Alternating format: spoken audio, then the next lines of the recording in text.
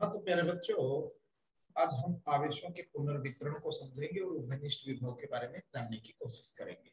मैं संदीप सारण, व्याख्याता भौतिक विज्ञान, आपका हार्दिक स्वागत, हार्दिक अभिनंदन करता हूँ। देखिए, हम टॉपिक को फोकस करते हैं। कॉपी पेन लेके बैठे, बिल्कुल नोट करते जाएं, आपको अच्छे से समझ में आएगा। एक बार फिर वीडियो को रिवाइज करके सुन ले आराम से, कोई समस्या वाली बात नहीं है, आपको इजीली समझ में आएगा। इसके कंसेप्ट को जानने की कोशिश करेंगे। आवेशों का पुनर्वितरण का मतलब क्या है कि हम आवेशों का केवल दो या दो से अधिक गोलों के ऊपर उसका वितरण करेंगे, उसमें किसी प्रकार की आवेश की हानि नहीं करेंगे। मान लेते हैं कि ये हमारा एक चालक है, तो एक ये चालक है, दो चालक है हमारे पास, एक ए है और एक बी। ये चालक गोले हैं, अलग अलग आकार के भी हो सकते हैं और समान आकार के भी हो सकते हैं, इससे कोई फर्क पड़ने वाली बात है। हमने मान लिया कि पहले चालक की धारिता C1 है और दूसरे चालक की धारिता C2। धारिता का मतलब होता है कि किसी चालक के द्वारा आवेश संग्रहण करने की क्षमता। तो C1 और इसकी C2 है, इसके ऊपर हमने प्रारंभ में आवेश मान लिया Q1 है और इसके ऊपर आवेश है वो Q है। प्रारंभिक आवेश Q1 और Q है और इस Q1 के आवेश के कारण इसकी वोल्टता V1 है और इसकी वोल्टता V2 है, और हम किसी समय ये मान के चले हैं कि V1 का मान V2 से बड़ा है, यानी इस गोले की विभव इस गोले के विभव की तुलना में अधिक है। इसकी थ्योरी में हम सिंपल सी भाषा लिखेंगे कि माना दो चालक गोले ए व बी जिन पर या जिनकी धारिता क्रमशः C1 व C2 आवेश Q1 व Q2 है। आवेश कितने हैं? Q1 व Q2 है तथा इनके विभव इनका विभव V1 व V2 है और V1 बड़ा है V2 से, ये हम मान के चले। अब किसी प्रकार का संयोजन नहीं है, तो संयोजन से पूरक, संयोजन से पूरक प्रथम यानी ए गोले पर आवेश, पहले गोले का आवेश Q1 है वो C1 इंटू V1, बी गोले पर आवेश Q2 का मान किसके बराबर हो जाएगा? C2 V2 के बराबर। कुल आवेश, कुल आवेश Q का मान Q1 प्लस Q2 के बराबर होगा और Q बराबर हो गया C1 V1 plus C2 V2। ये संयोजन से पूरक इस दोनों गोलों को मिला के कुल आवेश की मात्रा है। अब हमने क्या किया, एक चालक कार द्वारा इन्हें संयोजित किया है, संयोजित किया जाता है, जिसके कारण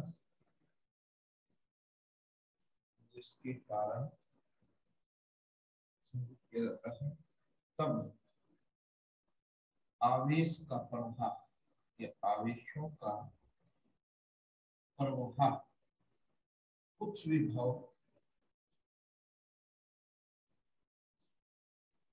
से निम्न विभव की ओर होगा। स्वाभाविक सी बात है, विभव की ओर होगा जब तक इनके विभव समान ना हो, जब तक इनके विभव समान नहीं समान में हो जाए। यानी आप सब जानते हैं कि मान लीजिए दो लेवल है हमारे, एक उच्च लेवल पे गिलास है पानी का और एक नीचे लेवल पे निम्न लेवल पे रखा हुआ है। जैसे हम ऐसे समझ लें इस भाषा को कि एक कंटेनर ये है जिसमें पानी भरा हुआ है और एक कंटेनर दूसरा है यहाँ जिसमें भी पानी भरा हुआ है या कम पानी भरा हुआ है ऐसे, और इसमें ज्यादा भरा हुआ है। इन दोनों को अगर किसी पाइप के द्वारा जोड़ दिया जाए, इन दोनों को, तो आप देखेंगे कि पानी का प्रवाह उच्च लेवल से निम्न लेवल की ओर होगा। और इससे क्या होगा, इसके लेवल में तो कमी आती जाएगी और इसके लेवल में वृद्धि होगी। और जब दोनों के लेवल समान हो जाएंगे उस समय ये पानी का प्रवाह रुक जाएगा। वही संभावना यहाँ होती है कि एक चालक गोला हमारा उच्च विभव पे है और एक निम्न विभव पे है। जब इन दोनों को हम ऐसे जोड़ देंगे, ये पहले वाला गोला है एक, ये दूसरे वाला गोला है बी, और इनको एक चालक तार के द्वारा जोड़ दिया, तो अब क्या होगा कि धारिता पे कोई प्रभाव नहीं पड़ा, क्योंकि धारिता कांस्टेंट राशि है जो आवेश के वितरण पर निर्भर नहीं करती। तो C1 C2 आवेश और वोल्टता के मान पर निर्भर करता ही नहीं, तो इसकी तो बदलेगा नहीं। लेकिन आवेश का प्रवाह होगा जिसके कारण इस पर आवेश का मान भी नया हो जाएगा और इसके ऊपर भी नई वैल्यू आ जाएगी। हमें पता नहीं वो कितनी, हमने मान लिया Q1 डैश और उसके ऊपर Q2 डैश। और ये प्रवाह तब तक होता रहेगा, इधर से उधर जाए या उधर से इधर आए। ये इस बात पे निर्भर करेगा कि किसका विभव ज्यादा है और किसका विभव निम्न है। उच्च विभव से निम्न विभव की ओर आवेश का प्रवाह होगा और एक ऐसी अवस्था आ जाएगी जब दोनों के विभव V समान हो जाएंगे और इस समान विभव को ही हम समविभव पृष्ठ बोलते हैं। अतः इस समान विभव को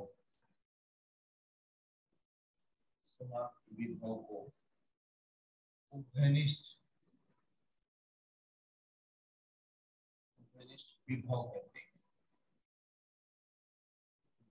विभव कहते हैं, इसको ही हम उभयनिष्ठ विभव कहेंगे। अब क्या करेंगे, संयोजन के पश्चात देख लो, संयोजन के बाद पश्चात ए पर आवेश, ए गोले पर आवेश,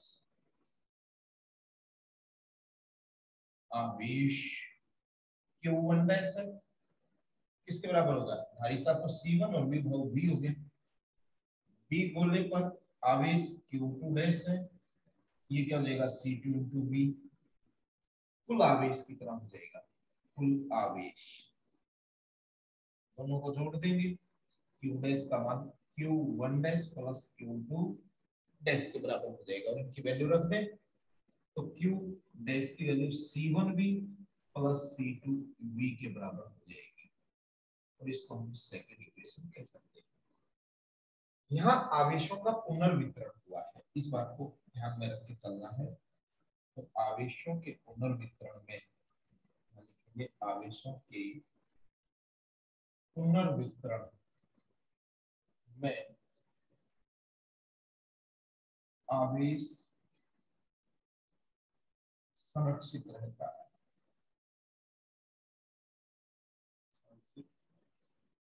या ऐसे कह सकते हैं आवेश नियत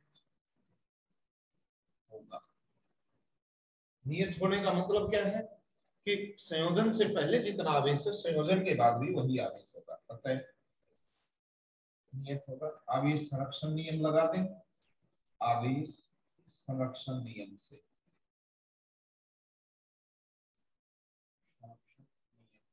आवेश संरक्षण नियम क्या कहेगा, संयोजन से पूर्व आवेश, संयोजन के पूर्व आवेश की मात्रा बराबर है संयोजन के पश्चात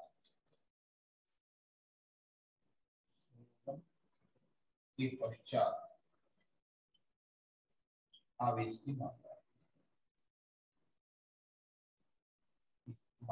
बराबर होगी। यानी संयोजन से पहले जितना आवेश था कुल आवेश, संयोजन से पूर्व तो क्यू था और संयोजन के बाद क्यू डैश है, तो ये नहीं बदलना चाहिए। तो समीकरण 1 और समीकरण 2 का यूज करेंगे तो क्या बन जाएगा C1V1 प्लस C2V2 बराबर है C1b प्लस C2, ये b कॉमन आ जाएगा और यहाँ हम इसको सोल्व कर लेंगे। C1b1 प्लस C2b2 बटे हुए C1 प्लस C2, यानी ऑब्लिक में C1 प्लस C2। ये हम b का मान निकाल लें, यह उभयनिष्ठ है, इसको हम नाम दे दें 3 नंबर, है उभयनिष्ठ विभव का,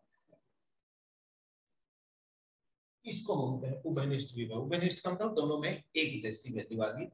इस टॉपिक को यहाँ तक आप देखें, इसके बाद हम इससे आगे चर्चा करेंगे कि आवेशों का अनुपात में क्या अंतर आएगा। थोड़ा सा आर्टिकल को और लंबा लेंगे, यहाँ तक आपको समझ में आया।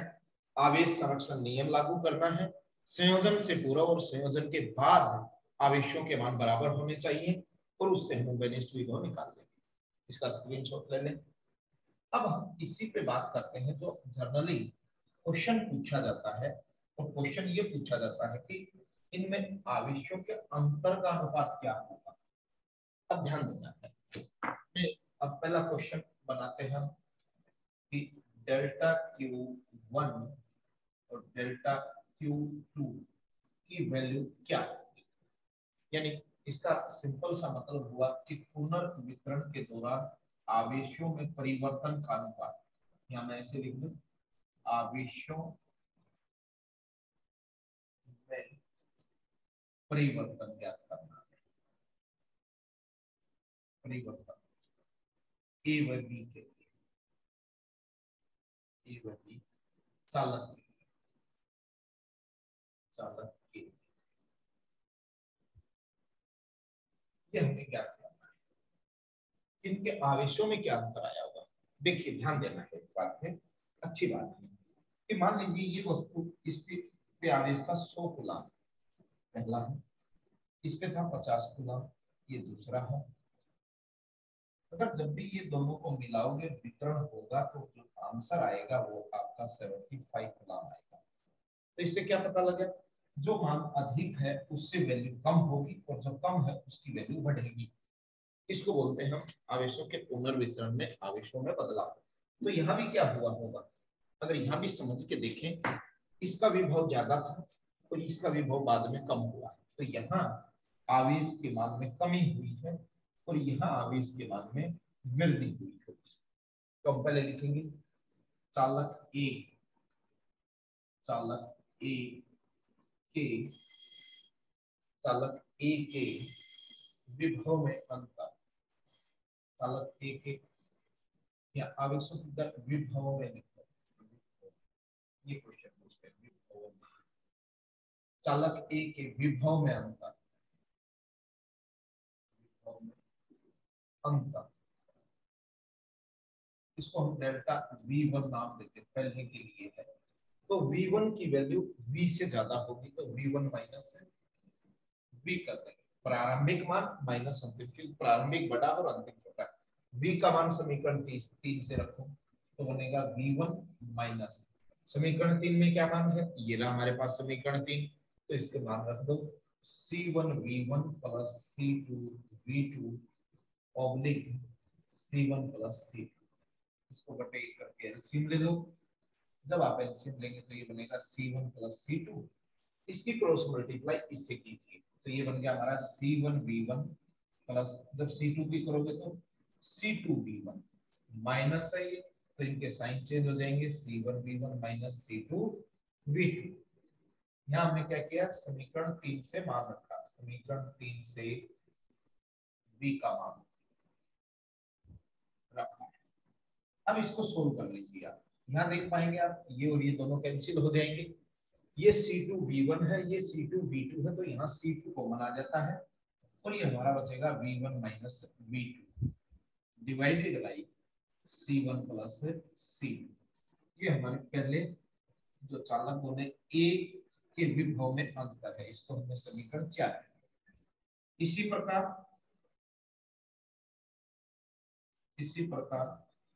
B बोले या इसी प्रकार चालक B के विभव में अंतर निकालेंगे, विभव में अंतर, तो विभव में अंतर निकालो। तो यहाँ आप देख पाएंगे कि V2 का मान कम है और V जब इसमें गए हम, जब इनका संयोजन किया तो इसके मान में वृद्धि हुई है।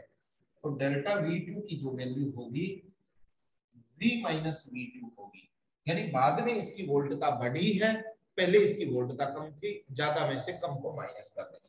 V का फिर यह मान रखो C1V1 plus C2V2 divided by C1 plus C2, और माइनस में क्या है हमारा V2, इसको 1 करके एलसीएम ले लो इसका, हम आसानी से एलसीएम ले सकते हैं। एलसीएम क्या हो जाएगा इसका C1 प्लस C2, छोड़ कीजिए, इधर तो क्या है C1V1 C2V2 माइनस, अब पहले C1 की V2 से मल्टीप्लाई करें, ये बन जाएगा हमारा C1V2 माइनस में C2 की V2 से मल्टीप्लाई करें तो C2V2, यहाँ ये सेकंड वाला पार्ट कट जाएगा, यहाँ C1V1 है, यहाँ C1V2, तो इसको अगर आप रीअरेंज करें तो ये क्या बनेगा आपका C1 कॉमन आ गया, V1 minus V2 divided by C1 plus C of 2, ये आपका इक्वेशन नंबर है, इसको हमने 5 नंबर कहना है।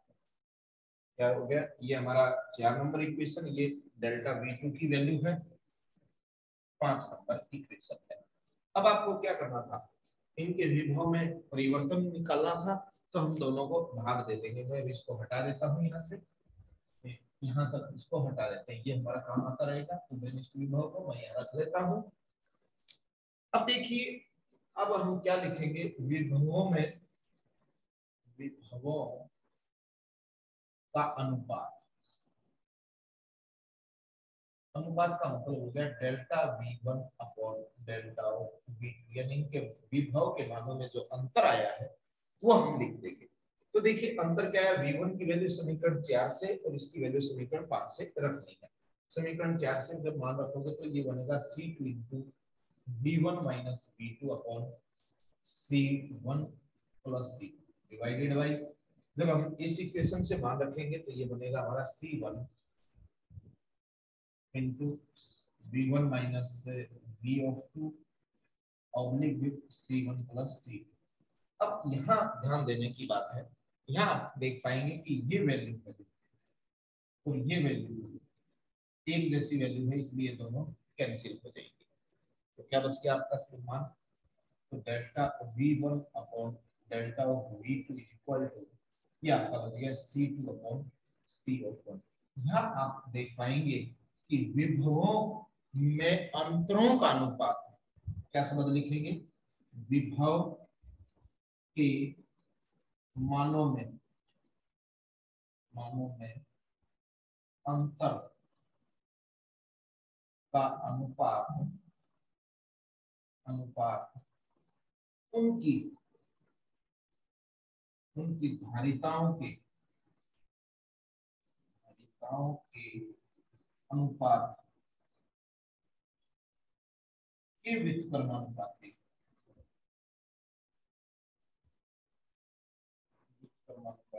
होता है।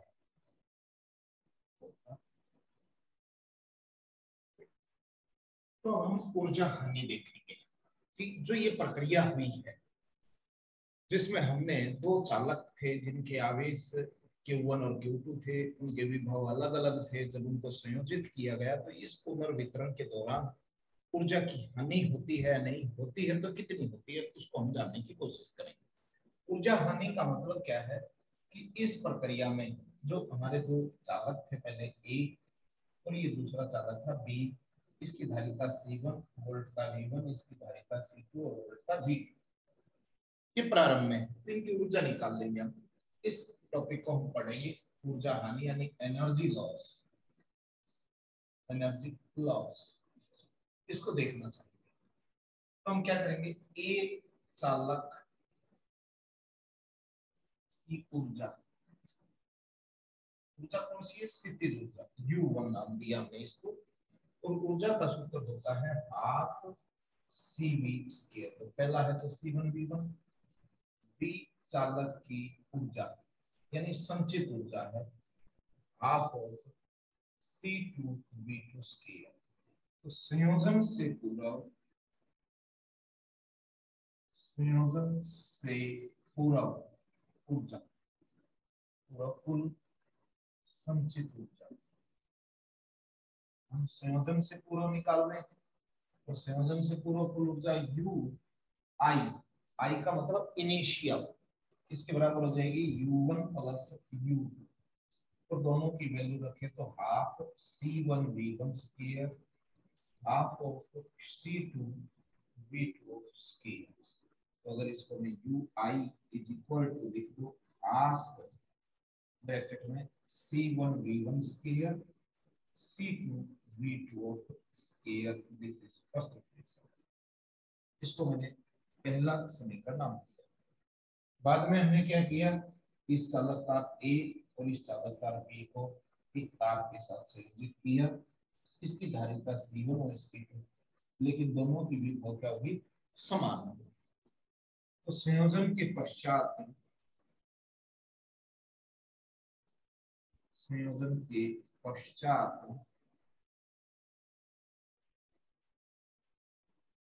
A चालक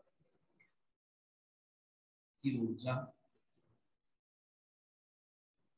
U1 डैश नाम दे दिया मैंने इसका। तो इसके बराबर हो जाएगी हाफ ऑफ C1, विभव इसका V, तो V स्क्वायर। और B चालक की ऊर्जा U2 डैश, ये भी हाफ C2 और इसकी वोल्टता भी V है, तो V स्क्वायर। कुल ऊर्जा, कुल संचित ऊर्जा, संचित ऊर्जा, कुल ऊर्जा क्या हो जाएगी, अंतिम है तो U फाइनल लिख दिया हमने इसको। और ये होगी U1 dash plus U2 dash, और दोनों की वैल्यू रखो तो पहले की वैल्यू होगी हाफ C1 V स्क्वायर और दूसरे की होगी हाफ C2 V स्क्वायर। अगर मैं इसको इस तरीके से लिख दूं, हाफ कॉमन आ गया, ब्रैकेट लगाया C1 प्लस C2 और इधर V स्क्वायर भी हमने कॉमन लिया। यहाँ V को बेनिस्ट होगा तो इस वैल्यू को हम यहाँ रख देंगे। तो U फाइनल को लिखने का एक तरीका ये भी हमारे पास कि half of C1 plus C2, V की वैल्यू रख दीजिए, V की वैल्यू ये देखो बेनिस्ट भी होगा, तो क्या हो जाएगा, स्क्वायर है तो उसका भी स्क्वायर कर देंगे, C1 V1 C2 V2 का square divided by C1 plus C2 का होल स्क्वायर। और आप पाएंगे कि इस एक पावर से एक पावर कैंसिल, क्योंकि C1 प्लस C2 यहाँ भी है। तो हमारा अंतिम जो ऊर्जा है वो half of C1 V1 C2 V2 का whole of square divided by C1 plus C2 के बराबर हो जाएगी। ये हमारी अंतिम ऊर्जा है। अगर आप इसको ध्यान से सॉल्व करेंगे, ये समीकरण 2 बन जाएगी। हमें तो ऊर्जा में अंतर निकालना है, तो मैं इसको यहाँ से हटा देता हूँ और इसको भी हटा देता हूँ। अब हम ऊर्जा में अंतर निकालते हैं। यहाँ तक आप इसको नोट करें आराम से, बिल्कुल बारीकी से देखें इसको, कोई मुश्किल काम नहीं। अब हमें क्या करना है, ऊर्जा हमें अंतर देखें, ऊर्जा परिवर्तन,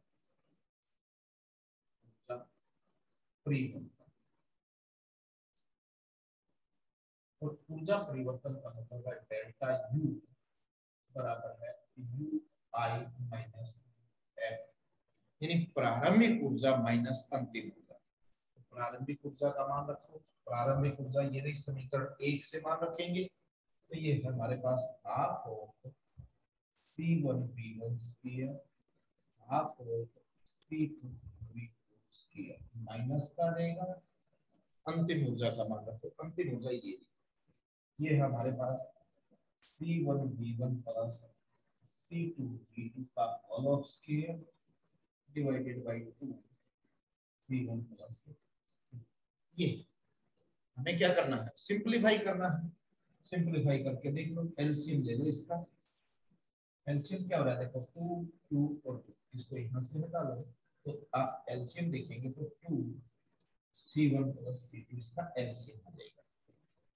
जब हम इस एलसीएम को सोल्व करें तो आप पाएंगे कि यहाँ 2 से 2 कैंसिल हो जाएगा, C1 प्लस C2 की इससे मल्टीप्लाई, पहले C1 की इससे करें तो क्या हो जाएगा C1 square V1 square plus, अब C2 की भी मल्टीप्लाई इससे कर देंगे तो C1 C2 V1 स्क्वायर अब हम सेकंड के लिए देखें तो 2 से 2 कैंसिल, C1 प्लस C2 की दोनों की से करनी, पहले C1 की मल्टीप्लाई करें तो C1 C2 V2 का स्क्वायर, फिर C2 की कीजिए तो C2 का स्क्वायर V2 का स्क्वायर माइनस, ये दोनों इससे कैंसिल हो जाएंगे तो इसका स्क्वायर खोलना हमें, स्क्वायर खोल देंगे, ब्रैकेट लगा देंगे, C1 का स्क्वायर V1 का स्क्वायर प्लस C2 का स्क्वायर V2 का square plus 2AB plus 2 C1 C2 V1 V2, ये हमने इसका इक्वेशन कर दिया। अगले स्टेप में क्या करेंगे, हम रीअरेंज करेंगे, तो इनको ऐसे कैसे लिखो, C1 square V1 square plus ये आ जाएगा C1 C2 V1 का स्क्वायर, ये आ गया हमारे पास C1 C2 V2 का होल स्क्वायर, ये आ जाएगा C square V2 square minus, जब इस माइनस को खोलेंगे तो अंदर वालों के साइन चेंज हो जाएंगे, तो ये प्लस के हैं सारे, तो सारे के सारे C1 square V1 square C2 square V2 square minus 2 C1 C2 V1 V2, यहाँ तक ये आ जाएगा, ये यहाँ नहीं दिख रहा होगा तो इसको मैं यहाँ रख देता हूँ, minus 2 C1 C2 V1 V2 divided by 2 C1 plus C of 2, जो कैंसिल हो उसको हम कैंसिल कर देंगे, आप देख पाएंगे कि ये वाली टर्म है, ये वाली टर्म से कैंसिल हो जाएगी, और ये वाली टर्म है, ये वाली टर्म से कैंसिल हो जाएगी, तो रिमेनिंग पार्ट क्या बचा आपका, एक तो ये बच गया C1 C2 वाला, और ये सब में C1 C2 कॉमन ले सकते हैं, C1 C2 कॉमन लेंगे तो अंदर हमारे पास यहाँ बचेगा V1 का स्क्वायर, सेकेंड पार्ट में बचेगा V2 का स्क्वायर, और लास्ट में बचेगा minus 2 V1 V2 divided by 2 C1 plus C of 2, और यहाँ हम जब देखते हैं तो ये A square plus B square minus 2AB यानी A माइनस B का होल स्क्वायर का फॉर्मूला बन जाता है, तो C1 C2 इनटू इसको हम लिख देंगे V1 माइनस V2 का whole of square divided by 2 C1 plus C of 2, ये हमारी डेल्टा U है, यानी चेंज इन एनर्जी।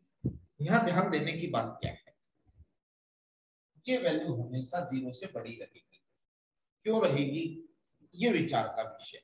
देखो C1 और C2 के मान कभी भी नेगेटिव नहीं होते, तो अगर आप समझें क्यों, क्यों को समझा देता हूं, क्यों होगा ऐसा। देखिए पहली चीज है कि C1 एंड C2, C1 और C2 कभी भी ऋणात्मक नहीं होते,